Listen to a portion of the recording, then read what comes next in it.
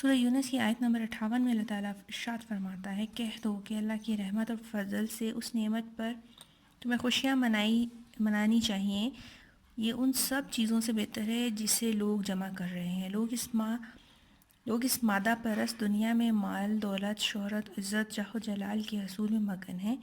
اللہ کا فیصلہ ہے کہ یہ قرآن ان سب چیزوں سے بہتر ہے جنہیں لوگ جمع کر رہے ہیں۔ سورہ رحمان میں دنیا جہاں کی رحمتوں کا ذکر ہے، مگر اس کے آغاز میں یہ ارشاد ربانی ہے، رحمان کی سب سے بڑی رحمت یہی ہے کہ اس نے قرآن کی تعلیم دی۔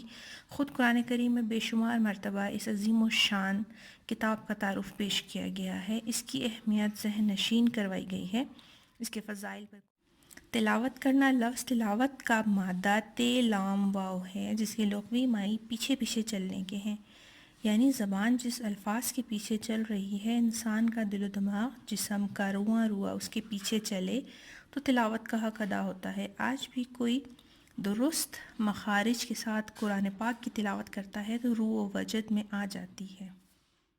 سورہ یونس کی آیت نمبر 58 میں اللہ تعالیٰ ارشاد فرماتا ہے، کہہ دو کہ اللہ کی رحمت اور فضل سے اس نعمت پر تمہیں خوشیاں منانی چاہیے، یہ ان سب چیزوں سے بہتر ہے جسے لوگ جمع کر رہے ہیں۔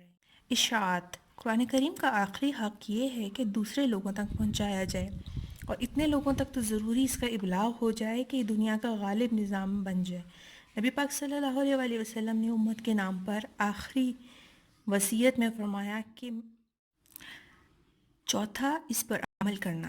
اللہ تعالیٰ نے قرآن میں جگہ جگہ عمل کے ساتھ عمل صالح کی بھی شرط لگائی ہے، جب تک ہم قرآن پاک پر عمل کا عملی ثبوت فراہم نہیں کریں گے، ایمان مکمل نہیں ہوگا۔ پاک کا تیسرا حق اس پہ تدبر کرنا ہے۔ سورہ محمد میں ارشاد ربانی ہے، کیا یہ لوگ قرآن پر غور نہیں کرتے یا ان کے دلوں پہ تالے پڑے ہیں؟ در حقیقت قرآن کریم ہمیں کائنات اور اپنی ذات پر غور و فکر کی دعوت دیتا ہے۔ چونکہ یہ کتاب عربی زبان میں ہے اور عربی ہماری زبان نہیں ہے، لہٰذا اس کے مطلب سمجھنے اور اس پر تدبر کرنے کے لیے ہمیں کم از کم قرآنی عربی تو آنی چاہیے، جو سیکھنے میں بہت آسان ہے، اور اتنے لوگوں تک تو ضروری اس کا ابلاغ ہو جائے کہ یہ دنیا کا غالب نظام بن جائے۔ نبی پاک صلی اللہ علیہ وآلہ وسلم نے امت کے نام پر آخری بد نصیبی، ہمارا خیال تھا کہ نعمتیں ہمیں ایسے ہی ہمارے پاس رہیں گی، کسی کے وہم و گمان میں بھی نہیں تھا کہ حرم پاک اور مسجدیں ہم پہ یوں بند کر دی جائیں گی، اجتماعی تراویح کا انعقاد شک میں پڑ جائے گا۔ آئیے ہم سب اللہ کے سامنے فریاد کریں، انفرادی اور اجتماعی استغفار کریں۔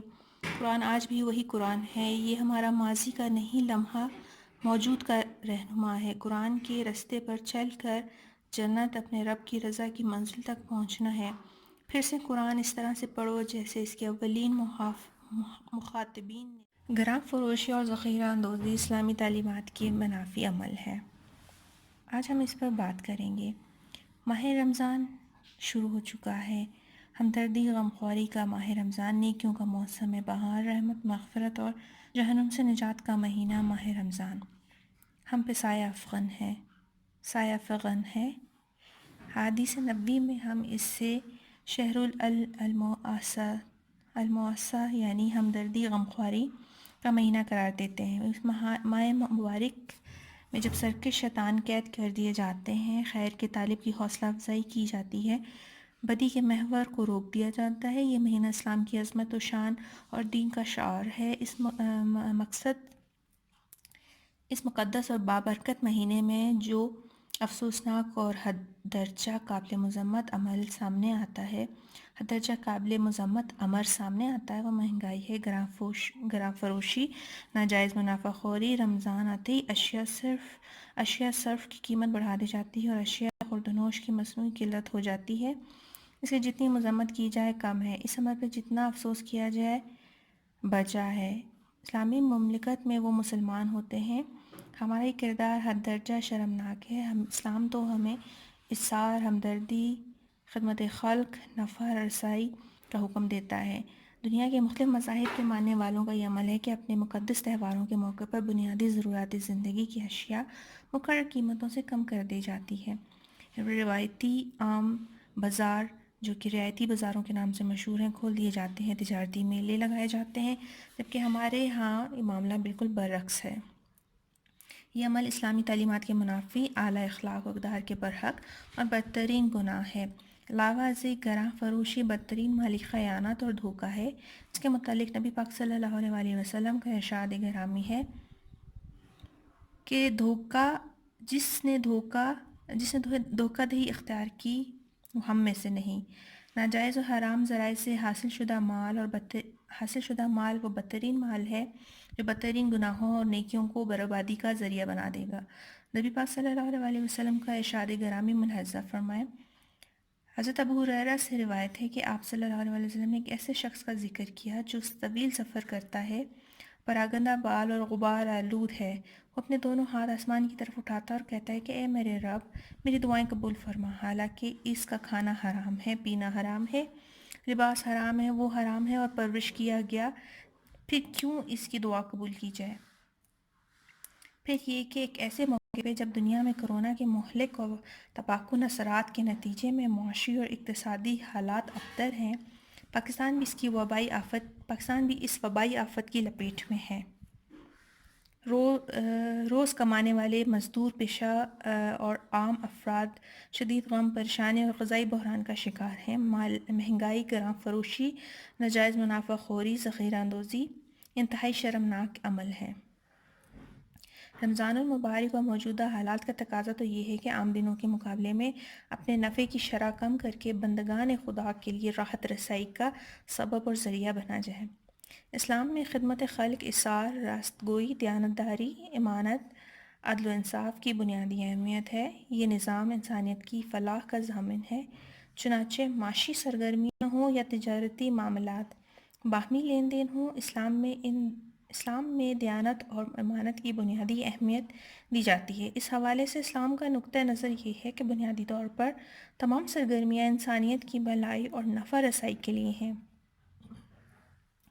تجارتی معاملات اور کاروباری سرگرمیوں کی ابتدا اس سے ہوتی ہے کہ بنیادی اشیاء، ضرورت اور صنعت و تجارت سے وابستہ اشیاء کی جو معیارات قائم کیے گئے ہیں، اس میں دیانت و امانت کے تقاضوں کو ملحوظ رکھا جائے۔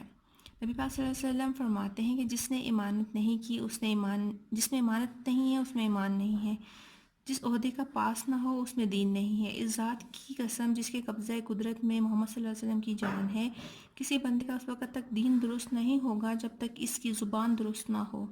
اس کی زبان درست نہ ہوگی جب تک اس کا دل درست نہ ہو، اور جب تک کوئی ناجائز کمائی سے کوئی مال کمائے گا، اس میں سے خرچ کرے گا تو اس کے لیے اس میں برکت نہیں دی جائے گی۔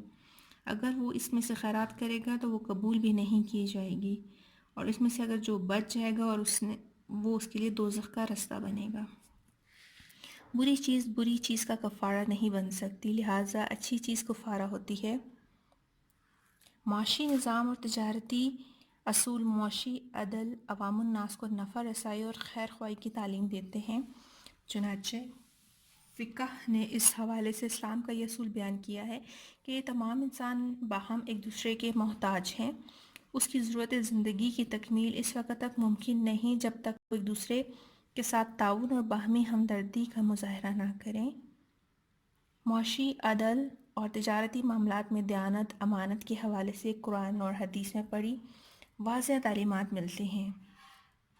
باہمی خرید و فروخت اور تجارتی معاملات میں بددیانتی، دھوکہ دہی، ناپ تول میں کمی، گراں فروشی اسلامی تعلیمات کے منافی عمل ہے اور بدترین گناہ ہے۔ اس حوالے سے حضرت شعیب علیہ السلام اللہ کے وہ برگزیدہ پیغمبر جن کی دعوت اور اصلاح کا بنیادی نقطہ ہی تجارتی سرگرمیاں اور خرید و فروخت کے معاملات کو عدل اور دیانت، امانت کے اصولوں پر رائج کرنا تھا، اس پوری طرح نافذ کرنا تھا۔ قرآن کریم اس حوالے سے متعدد اشارات ملتے ہیں۔ سورہ اعراف میں ہے کہ حضرت شعیب کی ہدایت ہے کہ انہوں نے اپنی قوم سے خطاب کرتے ہوئے فرمایا، برادران قوم، اللہ کی بندگی اختیار کرو، اس کے سوا تمام پروردگار نہیں تمہارے پاس، تمہارے پروردگار کی واضح رہنمائی آ گئی ہے، لہٰذا وزن اور پیمانے پورے کرو، لوگوں کو ان کی چیزیں کم نہ دیا کرو۔ وہ مسلسل انحراف، بددیانتی اور اللہ کی نافرمانی کے سبب بالآخر بدترین عذاب الہی سے دوچار ہو گئے۔ سورہ رحمان میں بھی ارشاد ربانی ہے، اسی نے آسمان کو بلند کیا، ترازو قائم کیے، ترازو سے تولنے میں اس حد سے تجاوز نہ کرو کہ انصاف کے ساتھ ٹھیک نہ تولو، کم تولو۔ سورہ متففین سورہ المطففین میں فرمایا گیا کہ ناپ تول میں کمی کرنے والوں کے لیے خرابی ہے۔ جو لوگ ناپ تول کریں اسے پورا کر لیں، جب انہیں ناپ کر دیا تول کر دیں تو کم کر دیں۔ کیا یہ لوگ نہیں جانتے کہ قیامت کے روز اٹھائے جائیں گے، اور ایک بڑے سخت دن جس دن تمام لوگ رب العالمین کے روبرو کھڑے ہوں گے۔ محسن انسانیت، رہبر آدمیت، ختم النبیین صلی اللہ علیہ وسلم کی سیرت طیبہ اور آپ کا اسوہ حسنہ تجارتی معاملات میں دیانت اور امانت، سچائی اور راست گوئی کی ایک روشن اور اعلیٰ مثال ہے۔ خرید و فروخت اور تجارتی معاملات میں آپ کا ہمیشہ اپنا معاملہ صاف رکھتے، دیانت اور امانت، عدل و انصاف کی اعلیٰ اصولوں پر عمل پیرا رہتے۔ اعلان نبوت سے قبل جن لوگوں نے آپ کا تجارتی ایک وائرس نے زندگی کی اہمیت بتا دی۔ کرونا وائرس کی ہلاکت خیز وبا نے انسان کے اجتماعی نظام پر شدید کاری ضرب لگائی ہے۔ تمام دنیا کا کاروبار، حیات، اجتماعیت کے دائروں سے نکل کر انفرادیت کے ایک چھوٹے سے دائرے میں مقید ہو کر رہ گیا ہے۔ ہماری سماجی دوریوں کے نام پر نبی پاک صلی اللہ علیہ وسلم کا ارشاد گرامی کہ ساری مخلوق اللہ کا کنبہ ہے۔ اللہ کو اپنی مخلوق میں سب سے زیادہ محبوب وہ ہے جو اس کے کنبے سے زیادہ اچھا سلوک کرے۔ نبی پاک صلی اللہ علیہ وسلم نے فرمایا کہ ایک ایسا مسلمان جو مسلمانوں کے بازاروں میں نرخ اس لیے داخل کر دے کہ اسے گراں کر دے تو اللہ تعالیٰ اسے واجب کر دیتا ہے کہ قیامت کے دن اسے دہکتی ہوئی آگ میں ڈالے گا۔ ذخیرہ اندوزی، اشیاء صرف کی مصنوعی قلت، گراں فروشی اور ناجائز منافع کے خاتمے کے لیے جس طرح تاجر برادری پر بنیادی ذمہ داری عائد ہوتی ہے، بالکل اسی طرح عوام الناس کے بنیادی حقوق کا تحفظ اور اس حوالے سے اقدامات کرنا ریاست کی بھی بنیادی ذمہ داری ہے۔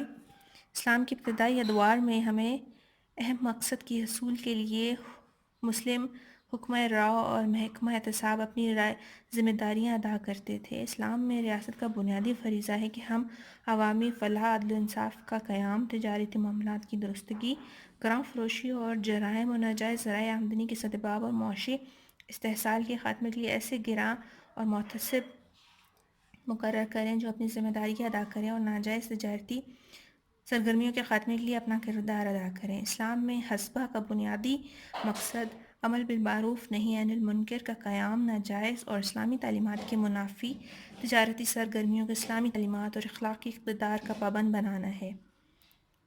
اس کار خیر کا آغاز عہد نبی صلی اللہ علیہ وسلم میں ہوا۔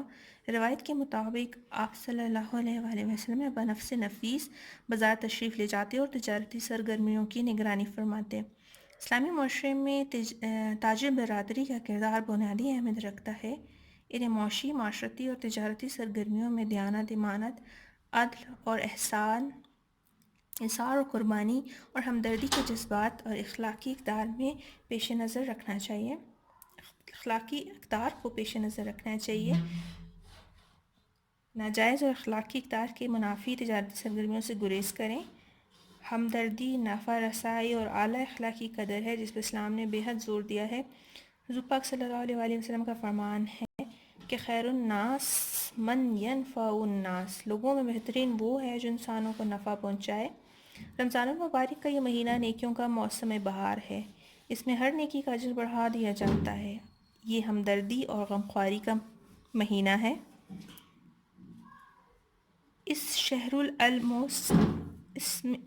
الموسعات علماء فرماتے ہیں کہ کتاب اللہ کی رسی ہے جس کا دوسرا سرا اللہ کے ہاتھ میں ہے اور دوسرا بندے کے ہاتھ میں۔ کتاب میں جب تک ہم اسے تھامے رکھیں گے، ہاتھ میں جب تک ہم اسے تھامے رہیں گے، کبھی بھی نہیں بھٹکیں گے۔ علامہ محمد اقبال نے اسی بات کی یوں بیان کیا ہے: تو می دانی کہ آئین تو چست، زیر گردو سر تمہ کین تو چست۔ ان کتاب زندہ قرآن حکیم، حکمت اول بلا یزالست تو قدیم۔ علامہ اقبال نے فارسی زبان میں کچھ یوں کہا ہے جس کا ترجمہ یا جس کا اردو معنی یہ ہے: تجھے علم بھی ہے کہ تیرا دستور کیا ہے اور آسمان کے نیچے تجھے مقام کیا بخشے گی. یہ زندگی جو وجد قرآن حکیم ہے، جس کی حکمت نہ ختم ہونے والی ہے اور نہ قدیم ترین ہے. حضرت علی رضی اللہ تعالیٰ عنہ فرماتے ہیں کہ نبی پاک صلی اللہ علیہ وسلم قرآن کریم کے بارے میں خطبہ ارشاد فرمایا کہ خبردار، ایک بڑا فتنہ سر اٹھانے والا ہے. حضرت علی نے پوچھا، یا رسول اللہ صلی اللہ علیہ وسلم، وہ کیا چیز ہے جو نجات دلائے گی؟ اللہ کے رسول پاک صلی اللہ علیہ وسلم نے فرمایا کہ اللہ تعالیٰ کی کتاب. اس میں تم سے پہلے گزرے ہوئے لوگوں کے حالات ہیں، تم سے بعد میں آنے والے لوگوں کی باتیں اور ہمارے آپسی معاملات کا فیصلہ. یہ ایک دو ٹوک بات ہے، کوئی ہنسی دل لگی کی بات نہیں. جو سرکش ہے اسے چھوڑ دے گا، اللہ اس کی کمر کی ہڈی توڑ ڈالے گا. جو کوئی اسے چھوڑ کر کسی اور کی ہدایت کا ذریعہ بنے گا، اللہ اسے گمراہ کرے گا. بلا شبہ اللہ کی رسی مضبوطی یہی ہے، یہی حکمتوں سے بھری یاد دہانی ہے، یہی بالکل سیدھی راہ ہے. اس کے ہوتے ہوئے خواہشات گمراہ نہیں کرتی، نہ زبانیں لڑکھڑاتی ہیں. اہل علم کا دل اس سے نہیں بھرتا، اسے کتنا ہی پڑھو طبیعت سیر نہیں ہوتی، اس کی باتیں کبھی ختم نہیں ہوتی. جس نے اس کی صنعت پر سچ کیا، اس نے ان پر عمل کیا، وہ اجر پائے گا. جس نے اس کی بنیاد پر فیصلہ کیا، اس نے انصاف کیا. جس نے اس کی طرف بلایا، اس نے سیدھی راہ کی طرف بلایا. یہ قرآن حکیم ایک زندہ ہو